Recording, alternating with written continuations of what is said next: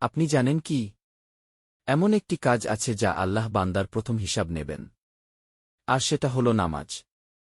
নামাজ আমাদের জান্নাত বা জাহান্নামের পথ নির্ধারণ করতে পারে। নামাজ হল দ্বীনের স্তম্ভ। যে নামাজ কায়েম করে সে দ্বীনকে ধরে রাখে।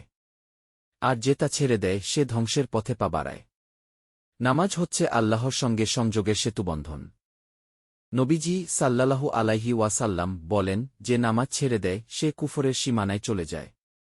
নামাজ বর্জন করা শুধু গুনাহ নয়, বরং তা আমাদের ঈমানকেই ঝুঁকির মুখে ফেলে। রাসূল সাল্লাল্লাহু আলাইহি ওয়াসাল্লাম একবার দেখেছেন একদল মানুষ কবরের মধ্যে শাস্তি পাচ্ছে।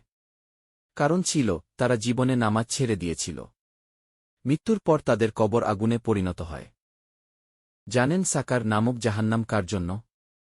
আল কুরআনে বলা হয়েছে, যারা নামাজে গাফিল ছিল তাদের স্থান হবে সেখানে।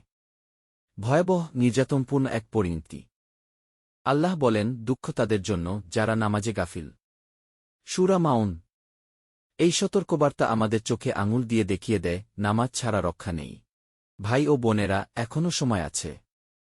চলুন আমরা তওবা করি, নামাজে ফিরে আসি। এই ইবাদতই আমাদেরকে আল্লাহর নিকটবর্তী করবে ও শাস্তি থেকে রক্ষা করবে। এইরকম আরও ইসলামিক ভিডিও পেতে আমাদের চ্যানেলটি সাবস্ক্রাইব করুন। আল্লাহ আমাদের সবাইকে নামাজি বানান, আমিন।